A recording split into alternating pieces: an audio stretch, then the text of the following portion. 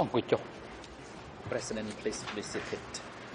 អង្គព្រះប្រកាសបន្តកិច្ចដំណើរការនីតិវិធីតាមរការហើយផ្ដល់វិធានការជូនទៅហេតុបញ្ញរងអន្តរជាតិដើម្បីមានឱកាសបន្តការតាំងសំណួរដល់ចំពោះសាក្សី to continue putting questions to the witness. Monsieur le témoin. សូមអរគុណលោកប្រធានលោកសាក្សីលោកឆ្លើយថាលោកជាអ្នកយាមនៅស21អស់មួយរយៈពេលតែលោកចាំទេ when your status ពេលណាដែលលោកបានបដូរឋានៈពីអ្នកយាមคล้ายទៅជាអ្នកសួរចម្លើយនោះលោកចាំថានៅឆ្នាំណាទេ បាទខ្ញុំមិនចាំឆ្នាំទេ I cannot recall the កាលនោះ exact មិនបានគិតគូររឿងខែឆ្នាំទេ because at that time I did not pay attention to months and year.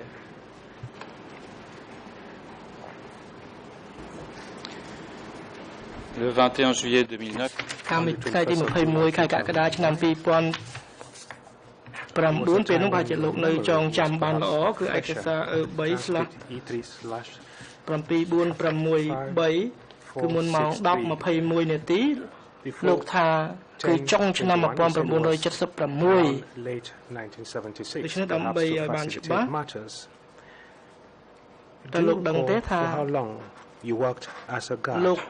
នៅជាអ្នកយាមនៅបរិវេណខាងក្រៅហ្នឹងប្រហែលខែមុនពេលដែលលោកខ្លាយទៅជាអ្នកសួរចម្លើយ បាទដូចខ្ញុំនិយាយថាខ្ញុំមិនអាចបានច្បាស់ទេប៉ុន្តែប្រហែលហ្នឹង said that I am not so clear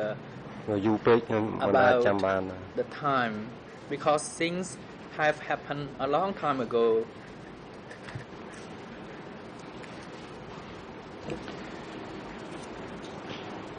Bien. very well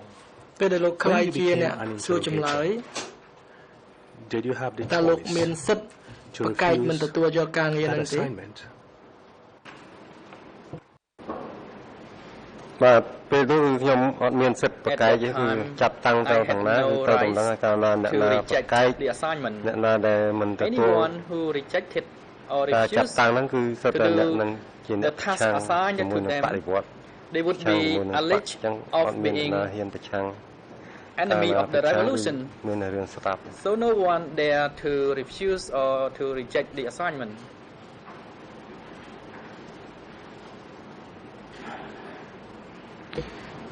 Et vous parlez d'ennemis de la révolution. Quel était le sort qui était លោកនិយាយអំពីខ្មាំងបដិវត្តអញ្ចឹងតើគេធ្វើយ៉ាងម៉េចចំពោះខ្មាំងបដិវត្តនៅស21ឬក៏នៅក្នុងរបបកម្ពុជាប្រជាធិបតេយ្យ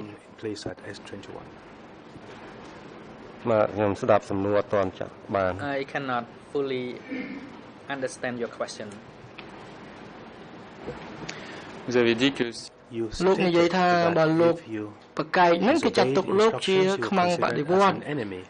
អញ្ចឹងខ្ញុំចង់សួរថានៅស21ហ្នឹងបើគេចាត់ទុកអ្នកណាជាខ្មាំងបដិវត្តហើយហ្នឹងតើជោគវាសនារបស់អ្នកហ្នឹងនឹងទៅខ្លាយជាយ៉ាងណាគេនៅទុកជីវិតឲ្យអ្នកហ្នឹងទេបើអ្នកហ្នឹងជាខ្មាំងបដិវត្តបាទអរគុណ Thank you. អត់តន់ឆ្លើយតប President Mr. Witness please hold on. សាស្ត្រីសូមអញ្ជើញលោកមេធាវីអង្គតាគុសេoui monsieur បាទលោកប្រធានខ្ញុំសូមជំទាស់ទៅនឹងសំណួរចុងក្រោយរបស់សហប្រញ្ញារងផ្នែកទី1នៃសំណួរគឺសួរបានក៏ប៉ុន្តែផ្នែកទី2នៃសំណួរគឺជាការផ្ដល់ចម្លើយទៅឲ្យសាក្សីហើយបើគាត់សួរជាសំណួរបើកនោះមិនអីទេបើសួរអញ្ចឹងខ្ញុំសូមជំទាស់លោកសាក្សីខ្ញុំសួរឡើងវិញខ្ញុំសូមរៀបចំសំណួរនេះឡើងវិញ to the enemies of the តើមានរឿងអ្វីកើតឡើងចំពោះអ្នកណាដែលគេចាត់ទុកថាជាខ្មាំងបដិវត្ត I also object to that question because it is asking for speculation. He was a guard. He gave a lot of evidence saying that he did not know what happened to the people in the truck exported out of the prison. When he was in an interrogator, he also... President, there is no translation in Khmer.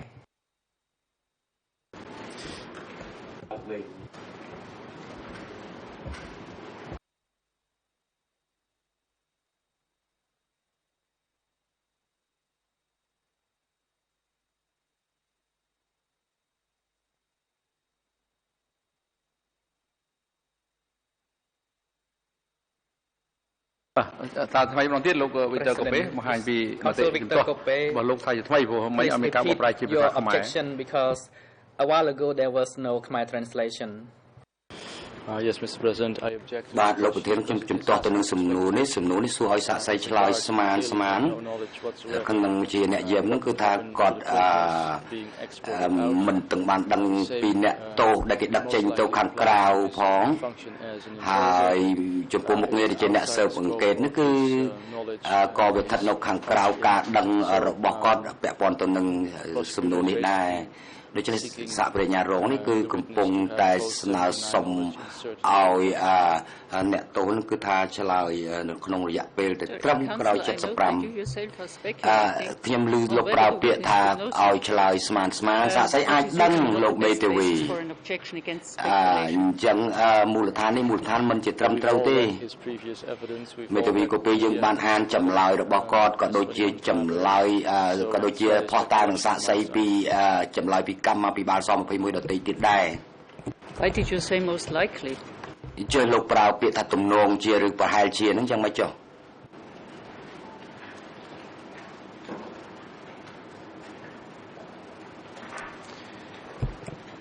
Monsieur le Président je voudrais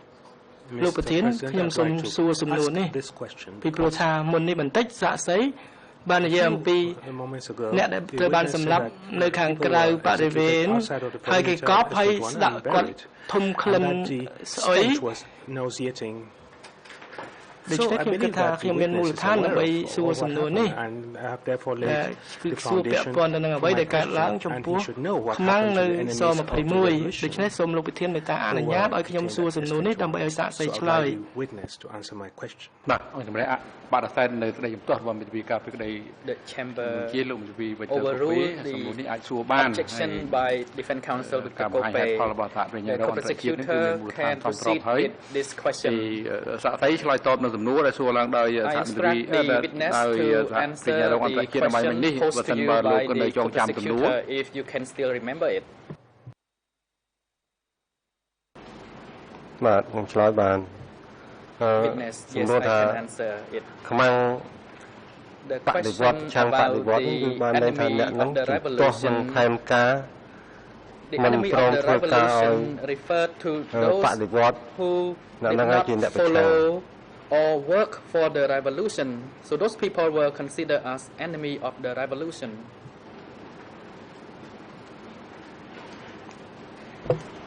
Et donc la question était de savoir que អញ្ចឹងខ្ញុំសួរលោកនោះថាតើបើសិនជាអញ្ចឹងគេធ្វើយ៉ាងម៉េចចំពោះខ្មាំងបែបហ្នឹងនៅស21 particularly at S21 កាលណា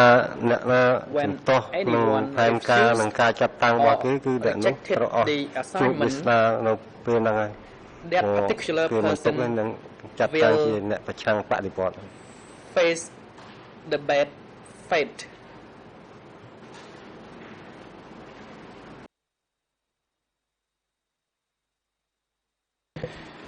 Monsieur le témoin nous n'avons pas តែលោកអាចបញ្ជាក់ឲ្យបានច្បាស់បន្តិចទេលោកថាអស់ជោគវាសនាហ្នឹងមានន័យថាយ៉ាងម៉េចអស់ជោគវាសនាហ្នឹង that their fate was death បាទអស់ជោគវាសនាហ្នឹងបានន័យថាគេចាប់យកទៅដាក់គុកយកទៅសម្លាប់ចោល it means that person would be arrested and imprisoned and killedទៅSo that's why when I was assigned to join the interrogation unit I joined it because I needed to follow the order in order to survive. For anyone who refused or did not follow the instruction, that particular person was arrested, imprisoned, and later on executed. Bien, dans quel groupe? Very well. តើលោកស្ថិតនៅក្នុងក្រុមអ្នកសួរចម្លើយមួយណាព្រោះថាមានច្រើនក្រុមអញ្ចឹងក្រុមរបស់លោកហ្នឹងគឺក្រុមអីហើយក្រុមហ្នឹងមានលក្ខណៈពិសេសយ៉ាងម៉េចខ្លះបើធៀបជាមួយនឹងក្រុមផ្សេងទៀតនោះ duties of your group in relation to ខ្ញុំនៅពេលសួរចម្លើយខ្ញុំនៅក្នុងក្រុមគៀមក្នុងចំណោម3ក្រុមគឺខ្ញុំនៅក្រុមគៀមគេនៅក្រុមខ្ញុំនៅក្រុមគៀម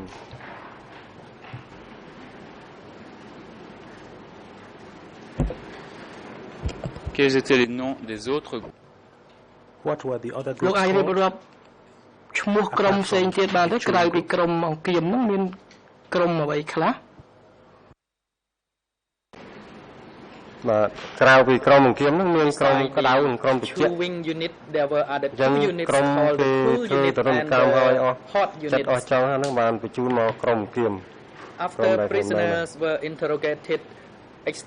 exhaustively, and then the prisoner was sent to the chewing unit.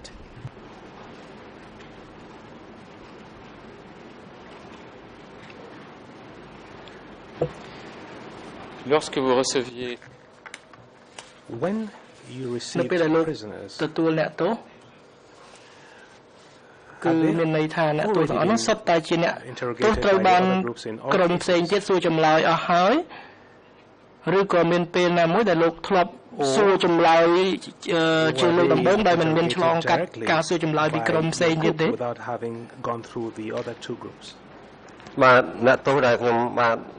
បានសួរចម្លើយនៅពេលនោះគឺមាន For the ភាគច្រើនអ្នក prisoners ទោស I ដែលគេ interrogated at ធ្វើ that ទរណកម្ម time អស់ចិត្តហើយ were mostly those បានបញ្ជូនឲ្យខ្ញុំទៅយកមកសួរថែមទៀត already ថា tortured ជាក្រុមគៀមសួរ exhaustively, and they were sent to my unit so that we would choose for ឲ្យ more សិតតែជាអ្នកថ្មីឯង information. មានតិចតួចអ្នកថ្មី There were only few cases where new prisoners were sent to my unit.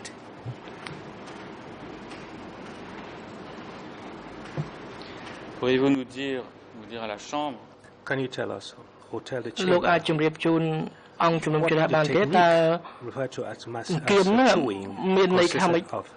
វិធីសាស្ត្រគេហ្នឹងគេធ្វើយ៉ាងម៉េចការធ្វើទរណកម្មហ្នឹងគេធ្វើយ៉ាងម៉េចខ្លះ tortured. តើភារកិច្ចរបស់ក្រុមអង្គ Did ា the មនេះ chewing group have to មានអ្វី do ខ្លះដើម្បី to ទទួលបានចម្លើយសារភាពពីអ្នក obtain ទោស from those prisoners? បាទពាក្យថាក្រុមអង្គាមជាពាក្យសាមញ្ញ chewing គឺច្រើន unit. ជាពាក្យតែ In នៅក្រៅម simple នាលហ្នឹង term,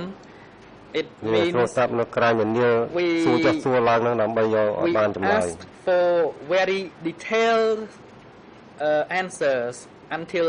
we fully get or obtain the full answer.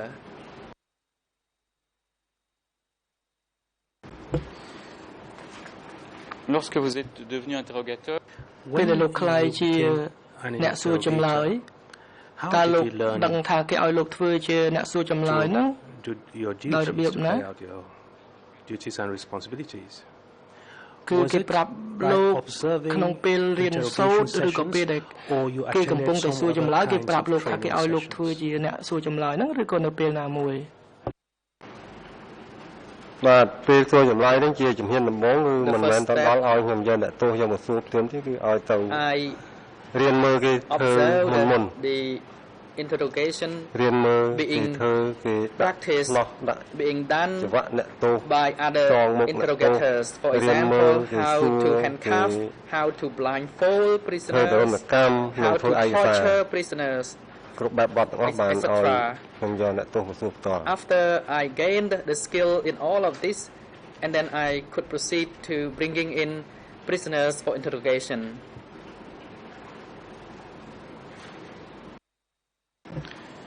en plus de cette phase d'observation, Apart from that ក្រៅពីលោកអង្កេតមើល phase, គេសួរចម្លើយហើយតើលោកមានបានទទួលការបង្រៀនពី conducted មេដឹកនាំស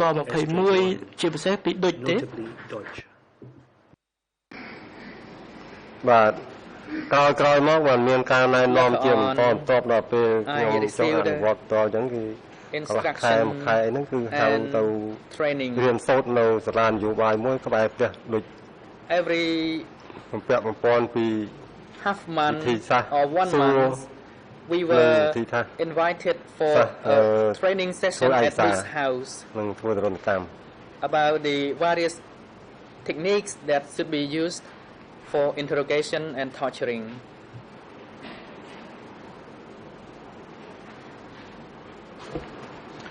en dehors de ça, Apart from that, ក្រៅពីហ្នឹង did you Ta- also undergo សុនសេនមានបានបង្រៀន political nature វគ្គនយោបាយអីដល់លោកទេ conducted by Son Sen? សុនសេនមានម្ដងនោះមានសុនសេន At ចូល one មក time, Son បង្រៀន Sen came to train us at the political study session at Dutch House.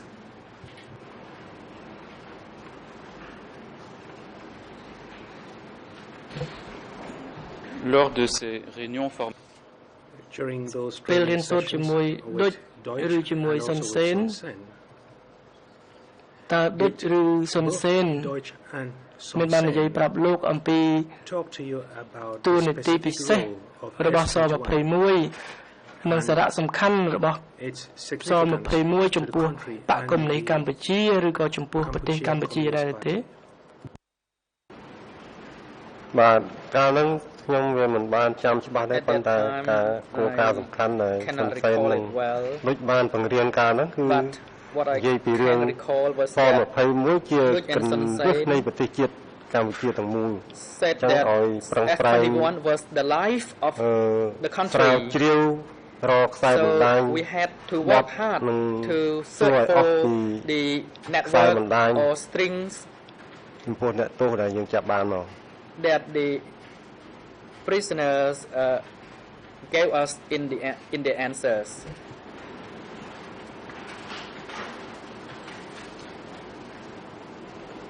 Est-ce qu'ils vous ont dit? Did they tell you that S21? តើពួកគាត់មានបាននិយាយប្រាប់លោកថាស21ហ្នឹងគឺជាគន្លឹះនៃសន្តិសុខជាតិទេបាទស21ដែលខ្ញុំបាននិយាយមិញណាជាគន្លឹះនៃប្រទេសកម្ពុជាទាំងមូលហ្នឹងមក S21 was the key of Cambodia.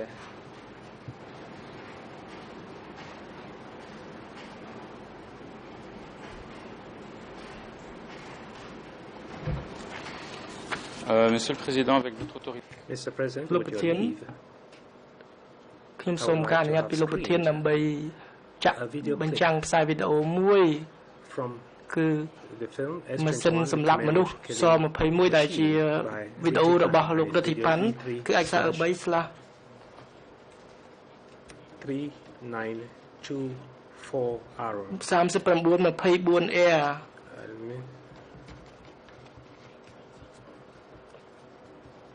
គឺពីនាទី 35:52 ទៅដល់ 36:14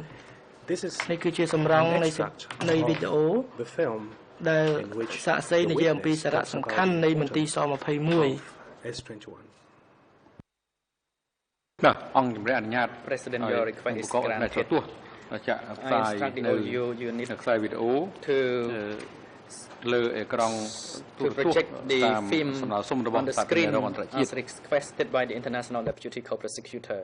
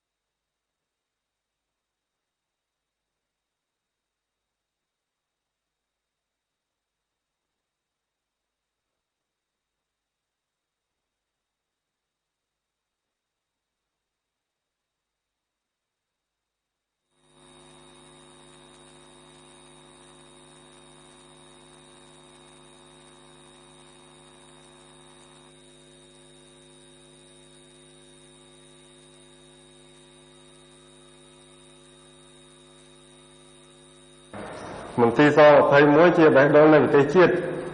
ហើយក៏ជាសសរទ្រូងរឹងមាំដែរអញ្ចឹងយើងម្នាក់ៗជាដៃស្ដាំរបស់បកអញ្ចឹងត្រូវមានចំហដាច់ខាតឃើញខ្មាំងគឺកុំឲ្យមានចិត្តស្ទាក់ស្ទើរជាមួយខ្មាំងត្រូវដាច់ខាតជាមួយខ្មាំងទោះបងប្អូនម៉ែឪចូលមកក្នុងហ្នឹងក៏ចេះ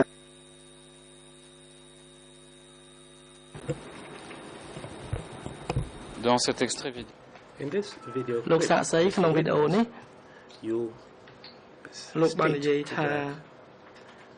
ក្នុងឋានៈជាអ្នកសួរចម្លើយនៃស-21ហ្នឹងលោកជាដៃស្ដាំរបស់បក hand of the party លោកអាចជំរាបបានន័យទេថា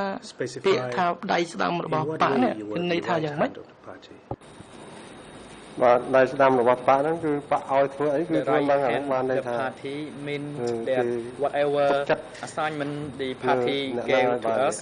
we must implement it because the party had trust and confidence in us.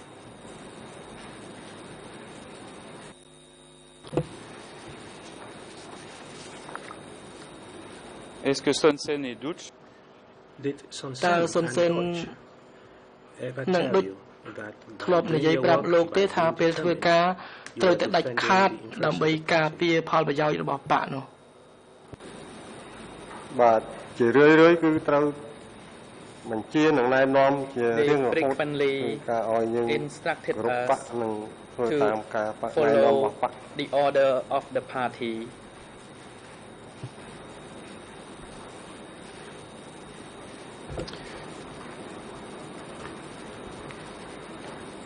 Je voudrais lire également.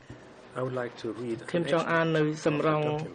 នៃឯកសារមួយដែលមាននៅក្នុងសំណុំរឿងគឺE3/833ដែលជាកំណត់ត្រា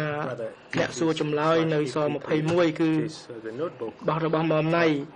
ជាភាសាបារាំងនោះគឺ00373115ជាភាសាអង់គ្លេសគឺ00242263ជាភាសាខ្មែរគឺ00077951គឺចុះថ្ងៃទី25ខែកក្កដាឆ្នាំ1978នេះជាអ្វីដែលសរសេរនៅក្នុង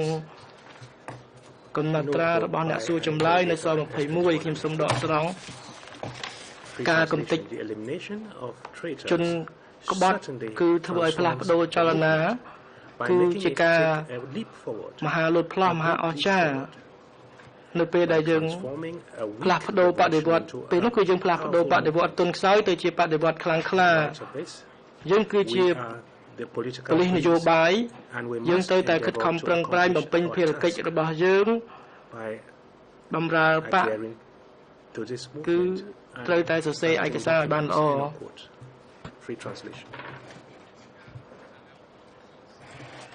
តើលោកធ្លាប់ឮសុនសេនដូចឬមុំណៃហៅច័ន្ទឬក៏កម្មាភិបាលណាផ្សេងទៀតនៅស21អួតសរសើរថាការកំទេចខ្មាំងនេះការកំទេចជនក្បត់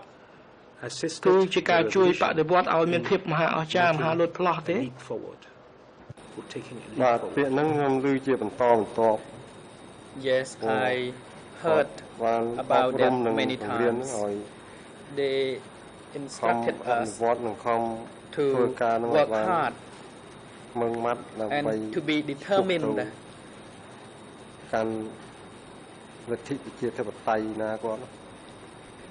in order to achieve what they said democracy. Correction by the interpreters. The reference for the English was dans l'extrait que j'ai lu នៅក្នុងសំរងដែលខ្ញុំអាននេះគឺគេនិយាយអំពីប៉ូលីសនយោបាយឬក៏នគរបាលនយោបាយតើលោកធ្លាប់ឮគេនិយាយអំពីពាក្យហ្នឹងទេហើយតើគេចាត់ទុកលោកពួកលោកពេលហ្នឹងជាប៉ូលីសនយោបាយប្រចាំប្រទេសមែនទេបាទកាលហ្នឹងគេចាត់ទុកខ្ញុំជាសន្តិសុខ That time I was considered as a security guard មិនជាប៉ូលីសជានគរបាលទេព្រោះកាលហ្នឹង policeman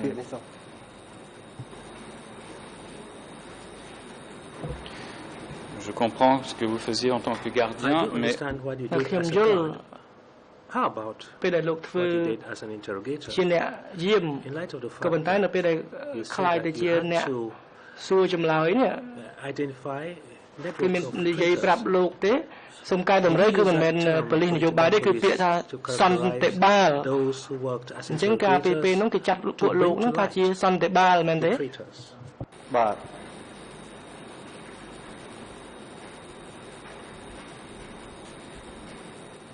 Yes. Parmi ces réseaux, among those networks, Which ones ក្នុង did ចំណោម you ខ្សែ try រ to យៈនានាហ្នឹង identify during the interrogations of តើនៅពេលដែល prisoners? លោកសួរចម្លើយហ្នឹង Which were the principal ព្យាយាម networks ចង់ that you សួរ were រកខ្សែរយៈមួយណាដែលសំខាន់ជាងគេដែលលោកចង់បានជាងគេហ្នឹង assigned to identify? ខ្សែរយៈដែល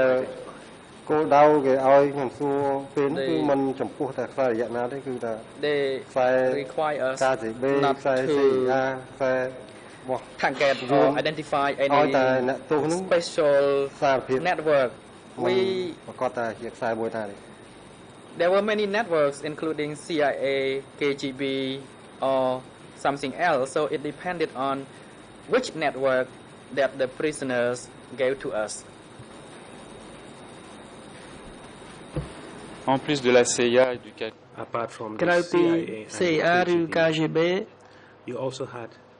តើមានសួររកខ្សែរយៈយួនលេបទឹកដីទេ guzzled up territory. បាទក្នុងហ្នឹងមាន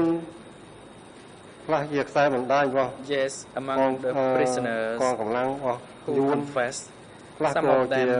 ខ្សែ were បណ្ដាញរបស់ network ថា of ខ្មែរ the ស Yun. ខ្មែរសេរី Some were networksមាន of the ផ្សេងៗ Khmer គ្នា Saw ទៅ or Khmer Serai or other networks.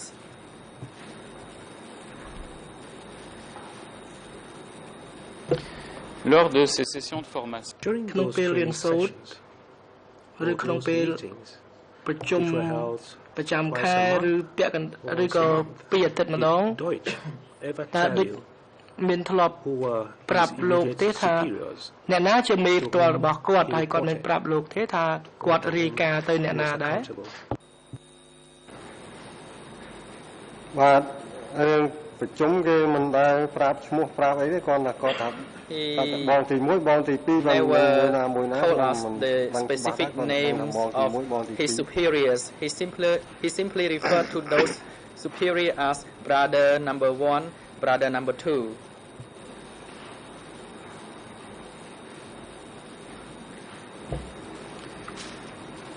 et qu'a-t-il dit à propos des frères?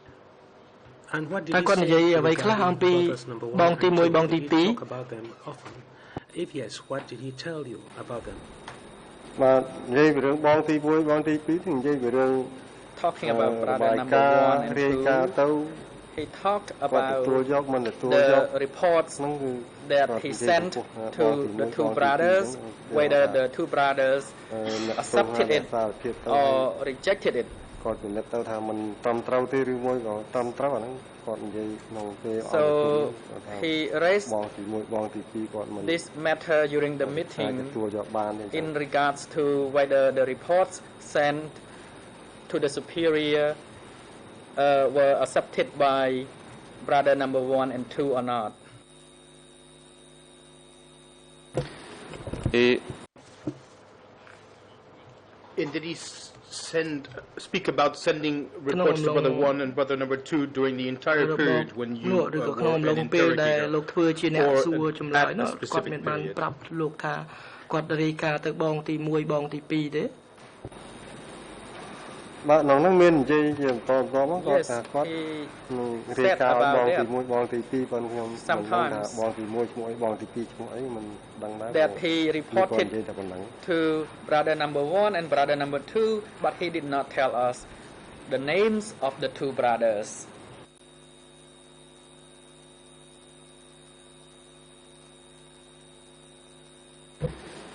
Et quel était le... And what was Sun Sen's តើសុនសេនគាត់មានឋានៈ status? អ្វី You said លោកបាន that he ឆ្លើយ came at ថា least once. គាត់ធ្លាប់ to មកចូល attend រួមម្ដង a ក្នុងវគ្គរៀនសូត្រ political ន training យោបាយគឺគាត់មកបង្រៀន Was there a ដូ link ច្នេះតើ or គាត់មាន hierarchical relation ឋានៈ rather ជាមេ between កោយអ្វីទេ Sun Sen ហើយ and រវាង Doi? សុនសេននិងដូចហ្នឹងតើគាត់សុនសេនហ្នឹងជាមេរបស់ដូចឬ បាទសុនសេនហ្នឹងខ្ញុំធ្លាប់ជួបគាត់ I ពេលមកបង្រៀននយោបាយនៅ Sun Sen when he came ចាស់ to សាលា train ន us យោបាយមួយ during the ផ្លែផ្ទះដូច political ហ្នឹង study គាត់ session ជាអគ្គសេនាធិ near ការ Dutch កងទ័ព House. He was the commander មេ in កំ chief ពូល of មេ the ដឹកនាំ army. កំពូល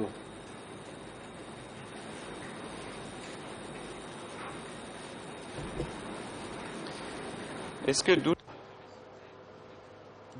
Did Doik តើ ever ដូចធ្លា mention ប់ brother លើក number ឧទា 2 as ហ an រណ៍ពី example? បងទី2 as he had authorized the arrest of his nephew Sat S.A.T. ក្មួយរបស់គាត់នោះឈ្មោះសាទ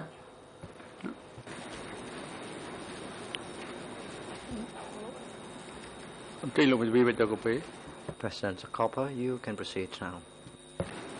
I object to this question. ខ្ញុំជំទាស់ទៅនឹងសំណួរនេះ The witness has just said that he សាក្សីទៅបានឆ្លើយតែគាត់មិនបានដឹងថាអ្នកណាជាបងទី1បងទី2ទេ Therefore he's also not in a position to ហេតុ say ដូច្នេះគាត់មិនមានជំហរថាអ្នកណាជាជីដូនមួយឬក៏ជាក្មួយប្រុសរបស់អ្នកណានោះទេ I know there is evidence from Duik as to ខ្ញុំដឹងថាមានផុសតាងពីដូចគាត់ឆ្លើយថាអ្នកណាជាបងទី1អ្នកណាជាបងទី2 especially in the light of Sun Sen ប៉ុន្តែពាក់ព័ន្ធទៅនឹងរឿងបញ្ហាសុនសេននេះគឺមិនជាបញ្ហាអ្វីទេក៏ប៉ុន្តែពាក់ព័ន្ធទៅនឹងបងទី1ទី2នេះគឺថាគាត់មិនដឹងទេហើយក៏មិនដឹងទាំងអ្នកណាជាក្មួយអ្នកណាទៀតផង I object to this objection, Mr. President. ជំទាស់ទៅនឹងការជំទាស់នោះ necessary to use the nephew's name អញ្ចឹងហើយខ្ញុំសូមរៀបសំណួរឡើងវិញ by asking if Duik ever mentioned brother number 2 as an example for having arrested or authorized the arrest of one of his nephews whoever he was លោកធ្លាប់ឮដូចនិយាយអញ្ចឹងទេ បាទខ្ញុំអត់ដែលបានឮទេអាពាក្យហ្នឹង I have never heard of that term or word. It is not within the realm of my business that I had to know.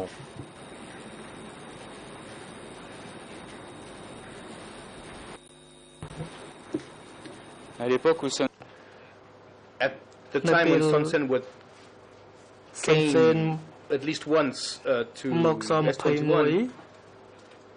what was his name? What was his revolutionary name? How was he called? How did Duik call him? បាទកាលហ្នឹងខ្ញុំមិនឮសូដូចហៅថាម៉េចទេហៅថាឮសូថាហៅសមមិត្តម៉ាក់មិត្ត did not know how Duik address តែឮសូហៅឈ្មោះប៉ុន្តែ people he did not address ស្គាល់ប្រាប់ខ្ញុំថា those people by real or actual names and usually Duik addressed any other people by comrade, for example, Comrade Sun Sen.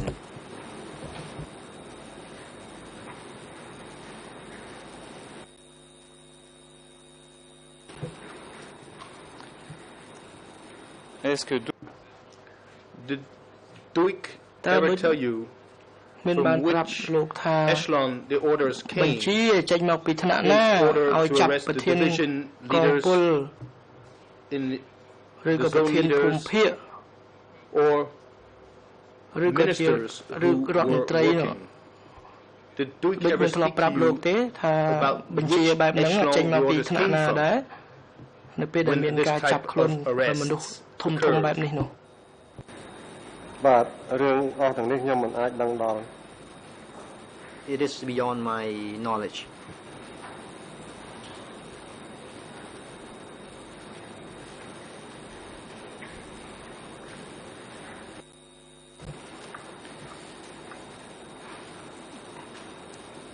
Alors, vous avez parlé de... Well, you spoke about Sun Sen. Did he come once or several times? តើសុនសេននោះមកស21នេះតែម្ដងគត់ឬក៏មកច្រើនដង បាទខ្ញុំធ្លាប់ឃើញតែម្ដងណាពេលមករៀននយោបាយ I saw him only once when he came to spoke during the training session.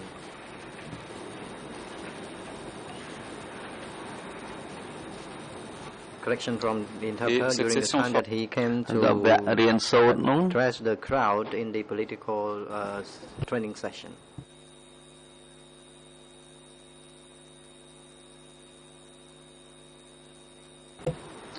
Ces sessions and រៀនសូននយោបាយហ្នឹងកើតមានឡើងនៅក្នុងក្របខ័ណ្ឌនៃសន្និបាតមួយដងមួយឆ្នាំឬក៏គេរៀបចំកិច្ចប្រជុំរៀនសូននយោបាយហ្នឹងក្នុងឱកាសផ្សេងទៀតដែរបាទរៀនសូននយោបាយហ្នឹងក្នុងឱកាសផ្សេងមិនមែនជាកិច្ចបុករំមួយឆ្នាំម្ដងឬក៏ពីរឆ្នាំម្ដងទេ on separate occasions, it did not happen. They did not happen within the annual General Assemblies or sessions at S21.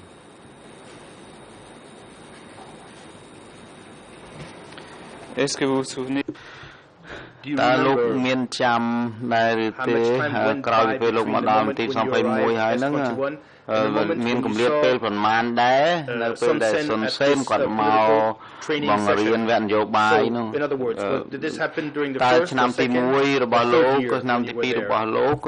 នៅមន្ទីរ21ហ្នឹងឬក៏យ៉ាងណាដែលសុនសេនគាត់មកបណ្ដុះបណ្ដាលនយោបាយហ្នឹងខ្ញុំមិនអាចចាំបានឆ្នាំណាណា cannot recall the year តើលោកការគិតគូររបស់ខ្ញុំមិនបានចាប់អារម្មណ៍ទៅលើខែឆ្នាំព្រោះអារម្មណ៍មានការគិតភ័យពេលឃើញគេចាប់គេចងដាក់ក្នុងគុក the date or the specific year when things happened I was concerned that I would be arrested and at the time I did not take note of the time and year that happened.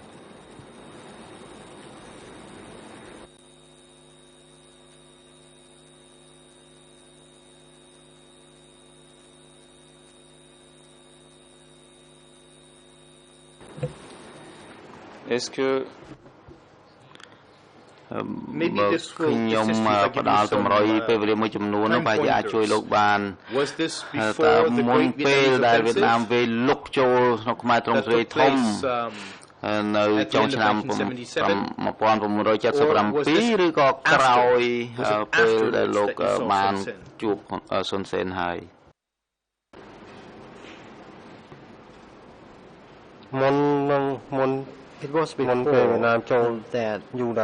great Vietnamese offensive, long before that time. កំឡុងពេលហ្នឹងវាមានការចាប់អង្គគឺផ្ទៃក្នុងច្រើនណាស់នៅក្នុងស21ក៏ចាប់ situation អ្នកសួរចម្លើយនឹងចង់អស់ដែរS21 and almost all the interrogators had been arrested at the time and after that Sun Sen went to that location so I cannot tell you for sure which year it was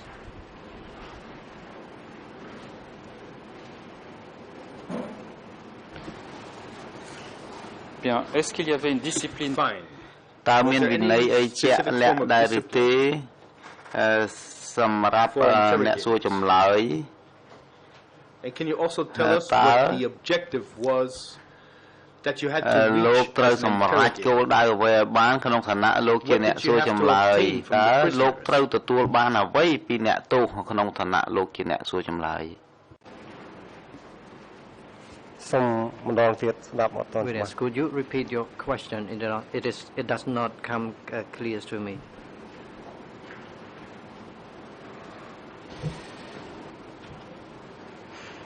Vous avez raison, je regarde yes. បាទឥឡូវខ្ញុំបែងចែកក្នុងខ្ញុំជាពីរផ្នែកក្នុងឋានៈលោកជាអ្នកសួរចម្លើយនៅពេលដែលលោកត្រូវសួរចម្លើយអ្នកទោសតើគោលបំណង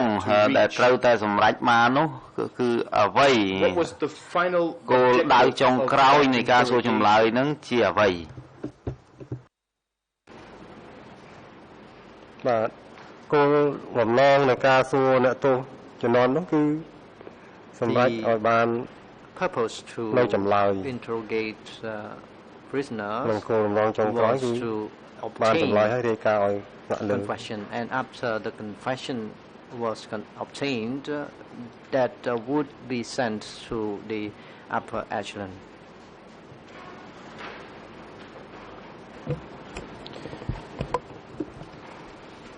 Est-ce qu'il fallait toujours តើរាល់ដងនោះត្រូវតែទទួលបានចម្លើយឬក៏អាចទទួលបានដែរនៅពេលដែលលោកនិយាយប្រាប់ទៅមេរបស់លោកនោះថាអត់បានចម្លើយអីពីអ្នកទោសទេតើគេទទួលយកបានទេពេលលោករាយការណ៍ប្រាប់គេថាយ៉ាងដូចនេះនេះពេលដែលបានចម្លើយខ្ញុំបាទរាយការណ៍ទៅក៏គេទទួលយកទៅប៉ុន្តែអ្នកខ្លះ ก็มันមានចម្លើយគេថាបើអត់បានចម្លើយគឺខ្ញុំតាមត្រែងគៀមសួរតទៀតទៅនៅបានចម្លើយ who was not able to obtain the confession, they were instructed to extract or to use further efforts so that confession would be obtained.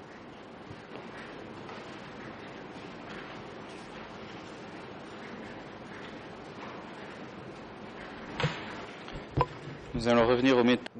បាទខ្ញុំនឹងត្រឡប់មកយាមពីវិធីសាស្ត្រសួរចម្លើយផ្សេងៗខ្ញុំពេលក្រោយតើត្រូវតែទទួលបានចម្លើយសារភាពពេញលេញតែម្ដងឬក៏ the confessions without that យើងត្រូវទទួលបានចម្លើយធ្វើយ៉ាងណាកុំឲ្យអ្នកទោសនឹងស្លាប់មុន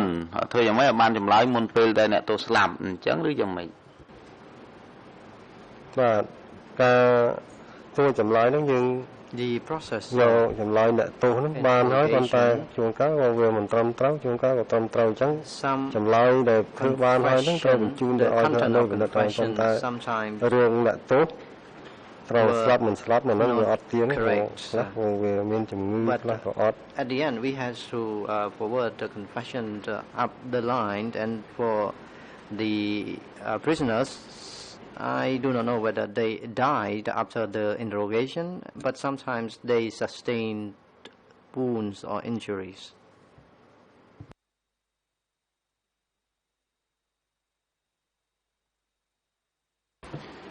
La question était de savoir si the question was ខ្ញុំបាញ់មិនចង់សួរថាតើលោកមានបានទទួលសេចក្តីណែនាំតាក់ទងការដែលលោកត្រូវធ្វើយ៉ាងណាទុកឲ្យអ្នកទោសឲ្យរស់ទៅមិនកុំឲ្យគាត់ស្លាប់មុនពេលដែលមុនពេលទទួលបានការសារភាពពេញលេញរបស់គាត់មិនអាចវាយឲ្យស្លាប់ទេធ្វើយ៉ាងម៉េចឲ្យរស់ដើម្បីផ្ដល់ចម្លើយសារភាពឲ្យសិនតែមានធ្លាប់ទទួលសេចក្តីណែនាំពីលើមកអញ្ចឹងទេបាទរឿងហ្នឹងវាប៉ុន្តែព្រោះការណែនាំពីលើមកគេថាធ្វើយ៉ាងណាឲ្យបានចម្លើយកុំឲ្យអ្នកទោសស្លាប់កាលណាស្លាប់បានចម្លើយthat we had to do everything to keep prisoners alive so that we could obtain the confession. If they died, we would have no confession. Whatever we used or when we beat them, we were not required to beat them severely to avoid the death of those prisoners. And if a prisoner would have died, if the prisoner had died, we would have been imprisoned as well.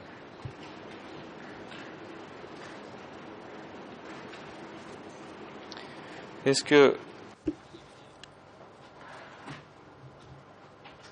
were you afraid តើលោកភ័យដែរទេនៅពេលដែលលោកធ្វើជាអ្នកសួរចម្លើយភ័យក្នុងការប្រព្រឹត្តកំហុសពេលធ្វើការឬខ្លាចធ្វើការមិនល្អឬក៏ពេលសួរចម្លើយហើយខ្លាចមិនបានចម្លើយសារភាពអញ្ចឹងខ្ញុំចង់សួរលោកថាកាលនោះលោកមានអារម្មណ៍យ៉ាងម៉េចដែរពេលបំពេញការងាររបស់ខ្លួនជាអ្នកសួរចម្លើយហ្នឹង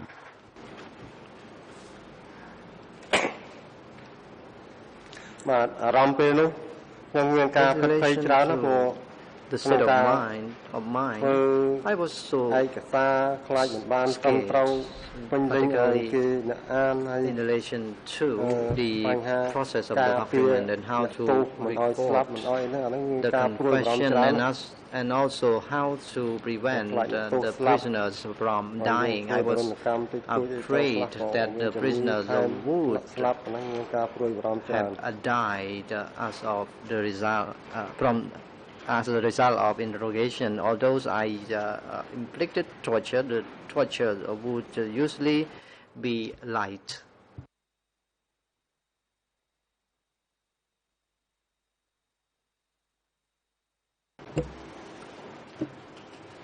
Je vais revenir au បាទខ្ញុំនឹងត្រឡប់យកពីវិធីសាស្ត្រសួរចម្លើយពេលក្រោយមិញលោកនិយាយថាពេលណាមួយនោះមានអ្នកសួរចម្លើយជាច្រើនដែល ខ្ញុំផ្លេចពាក្យពេចន៍លោកប្រើហើយថាលោកនិយាយថាមានអ្នកសួរចម្លើយច្រើនដែលត្រូវបានចាប់ខ្លួនអញ្ចឹងលោកអាចជម្រាបជូនតុលាការបានដែរឬទេថាហេតុអ្វីបានជាសហការីរបស់លោកនោះត្រូវបានគេចាប់ខ្លួនដោយសារតែពួកគេប្រព្រឹត្តកំហុសជាក់លាក់ណាមួយដែលអាចជាមូលដ្ឋាននៃការចាប់ខ្លួនរបស់ពួកគេដែរឬទេបាទអ្នកសួរចម្លើយនៅក្រុមចម្បាតកន្លងមកហ្នឹងវាមាន interrogators ក្រុមហ្នឹងវាមាន12អ្នកពេញហើយមាន3ក្រុមមានជាង30អ្នកប៉ុន្តែមួយឆ្នាំចេះតែគឺអស់ទៅអស់2អ្នក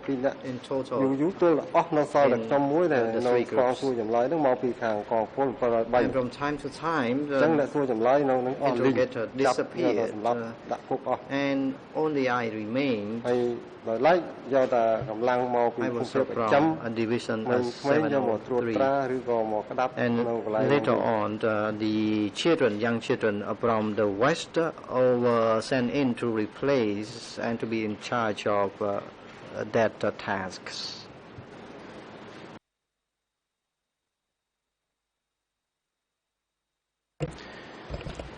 Est-ce que vous pourriez លោកអាចផ្ដល់ជាឧទាហរណ៍បានដែរឬទេបើសិនបើមានឧទាហរណ៍អំពីកំហុសដែលគេចាប់ប្រកាន់ទៅលើអ្នកសួរចម្លើយបើសិនជាលោកដឹងឥឡូវខ្ញុំសួរបែបផ្សេងបើតាមលោកដឹងតើមានកំហុសជាក់លាក់ណាមួយដែលគេចោទប្រកាន់ទៅលើអ្នកសួរចម្លើយដែរទេបើសិនជាលោកស្គាល់សូមផ្ដល់ឧទាហរណ៍អំពីកំហុសដែលគេចោទប្រកាន់ទៅលើពួកគាត់បាទរឿងកំហុសដូចមើលទៅដូចជាមិនឃើញអី regarding ជាការចាប់អារម្មណ៍ព្រោះទីហោឈ្មោះចំឈ្មោះខន no noticeable ឈ្មោះ offenses for example ចំខន and other interrogators who I cannot recall all their names worked with me and some of them have been arrested and sent to the special prisons to be interrogated and they were covered with a blanket to avoid people from seeing their faces. Usually their feet or legs would be seen. ការងារហ្នឹងធ្វើឲ្យខុសអីអាហ្នឹងខ្ញុំចាប់អារម្មណ៍ថារឿងតាមចាប់តាមខ្សែបណ្ដាញ and usually this interrogator were arrested ពល12ហ្នឹងចាប់មេអស់ទៅហើយដល់ក្រោយទៅចាប់កូនចៅបន្តតាមខ្សែបណ្ដាញ the leaders of specific groups were arrested later on. Subordinates were also arrested. For instance, people from 703, including me, were arrested from time to time, and only I remained surviving after the 7th January.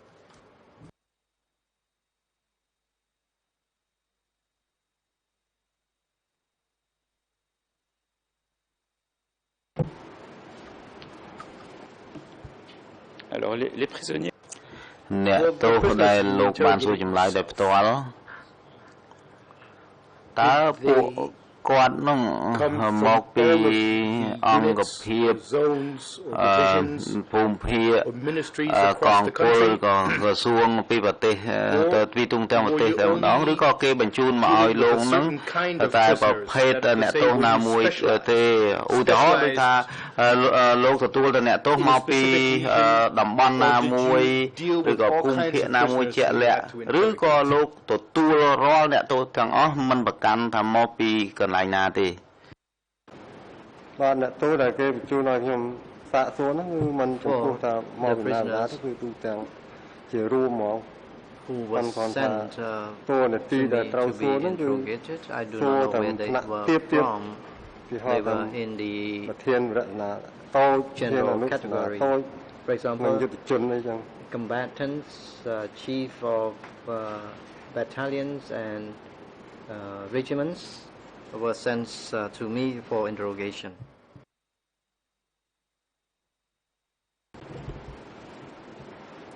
Donc vous voulez dire qu'elle venait អញ្ចឹងលោកចង់និយាយថា អ្នកទោសនោះគឺមក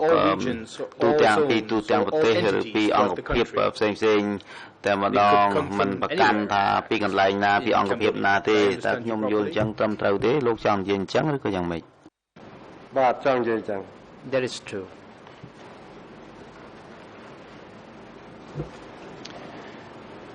Alors parmi les prisonniers មកក្នុងចំណោមអ្នកទោសដែលលោកបានសួរចម្លើយដោយទទួលបញ្ជាពីមេរបស់លោកតើអ្នកខ្លះត្រូវបានចាប់ខ្លួនដោយសារឈ្មោះរបស់ពួកគាត់នឹងមានគេឆ្លើយដាក់នៅមន្ទីរស-21រួចមកហើយតើករណីហ្នឹងមានកើតឡើងទេ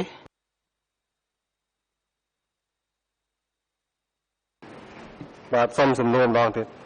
Could you repeat your question?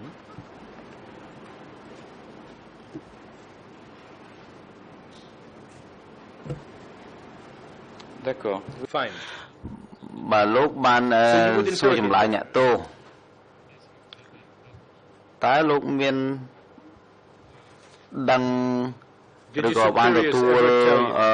បញ្ជាពីមេរបស់លោកឲ្យសួរចម្លើយអ្នកទោសហើយគេមេរបស់លោក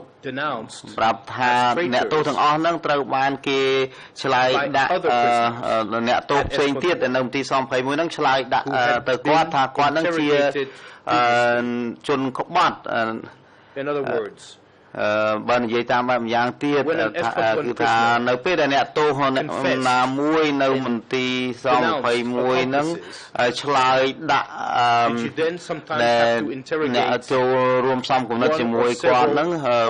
មួយឬក៏2 3នាក់ហ្នឹងគឺអ្នកទាំង3 4នាក់ហ្នឹងនឹងគេចាប់ខ្លួនបន្តមកទៀតហើយតើករណីអញ្ចឹងកើតមានឡើងទេនៅពេលដែលលោកធ្វើការនៅទីនោះក្នុងឋានៈលោកជាអ្នកសួរចម្លើយហ្នឹងបាទករណីហ្នឹងគឺមានករណីចឹងត្រឹមត្រូវហើយ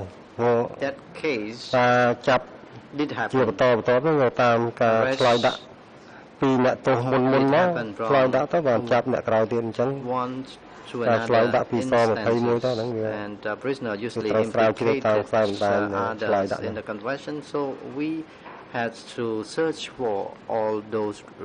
related people in the confessions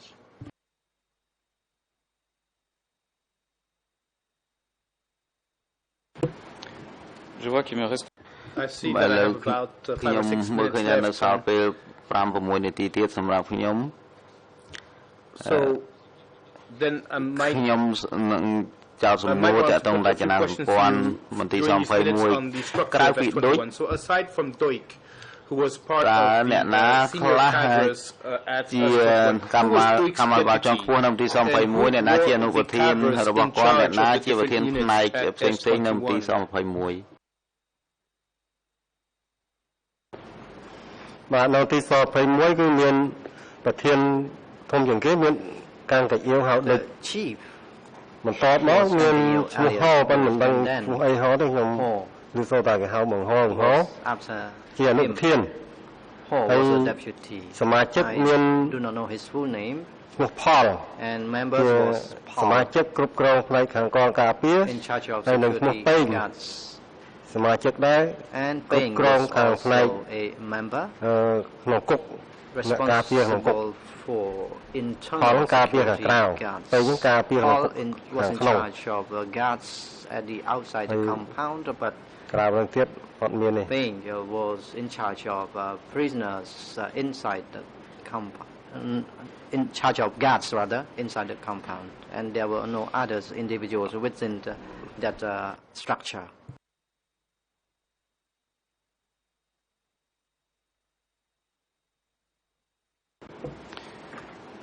Est-ce que le nom de Hui Does name Hui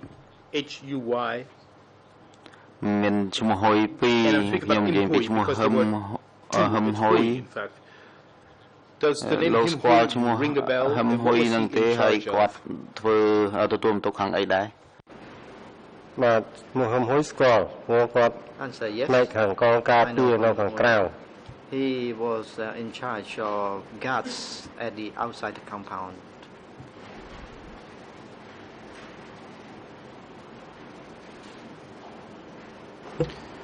Est-ce que c'était តើកងរបស់ហឹមហ៊ុយនឹងឬជាអ្នកទទួលបន្ទុកខាងបញ្ជូនអ្នកដែលគេចាំខ្លួនមកចូលមន្ទីរស-21គាត់ហើយតែអ្នកទទួលបញ្ជូនអ្នកទោសមកចូលមន្ទីរស-21ឬក៏យ៉ាងណាកងរបស់គាត់ហ្នឹង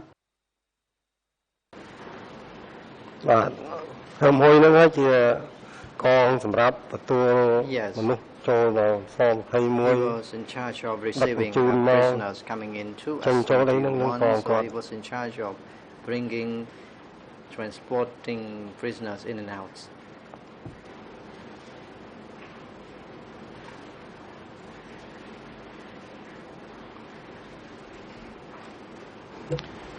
Et quel était le rôle de Mam Nai? What was Mam Nai? ឈ្មោះ Mam Nai ហៅច័ន្ទគាត់មានតួនាទីអីដែរ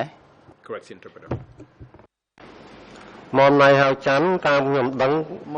នៅក្នុងហ្នឹងមិនដែលឃើញតួនាទីអីថាឲ្យពិតប្រាកដប៉ុន្តែគាត់ដឹងថាគាត់នៅជាមួយកាន់កាយាវហៅដូច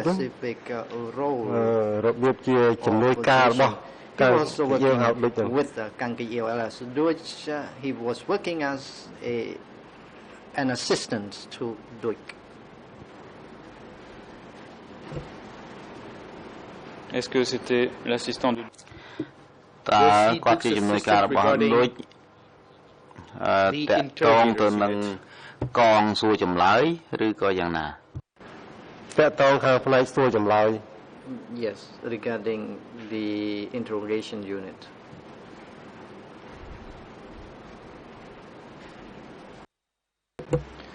Et vos chefs មេលោកជាបន្តបន្ទាប់នៅក្នុងក្រុមសួរចម្លើយយ៉ាងគៀមនោះលោកអាចផ្ដល់ឈ្មោះ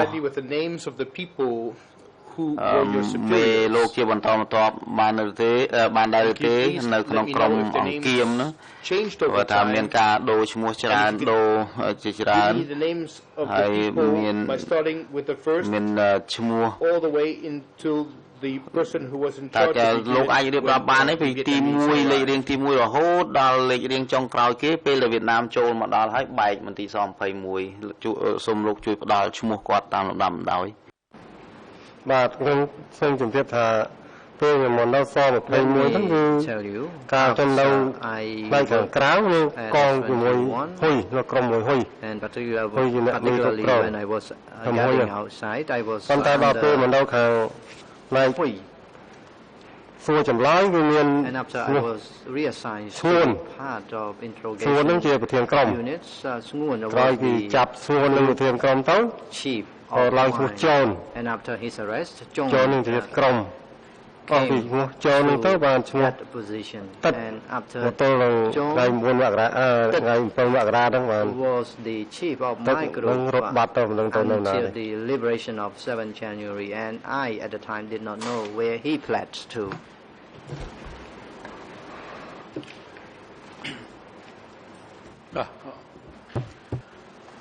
ឥឡូវនេះដល់ពេលសម្រាប់ហើយអង្គការសម្រាប់ចាប់ពីនេះទៅរំងមកឡាស់ពេលនេះសូមអញ្ជើញចូលវិញដើម្បីបន្តកិច្ចដំណើរការសកម្មភាព lunch break from now until ការសម្រាប់កន្លែងសម្រាប់នៅបន្ទប់រងចាំរបស់សាក់សី please សាក់សីនៅក្នុងពេលជួបសម្រាប់ waiting room for this witness during the lunch break and please invite him together with the jury counsel into the courtroom អនុរិយមន្ត្រីឃុំឃាំងនាំខ្លួនលោកគ្រឿងកំផុនត្រឡប់ទៅកាន់បន្ទប់រងចាំខាងក្រោមសារសកម្មភាពនេះនិងបង្កប់ឲ្យនាំខ្លួនគាត់ត្រឡប់ទៅរួមសកម្មភាពនៅក្នុងto bring waiting room downstairs and please have him returned into the courtroom before 1:30. The court is now in recess.